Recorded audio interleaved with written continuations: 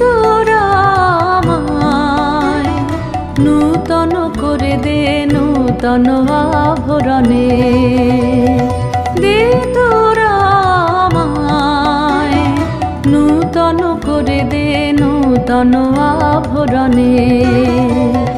হেমন্তের অভিসম্পাতে রিক্ত কিঞ্চন কানন ভূমি, বসন্তে হোক দৈন্য বিমোচন নবলাবণ্য ধনে। শূন্য শাখা লজ্জা ভুলে যাক পল্লব আবরণে।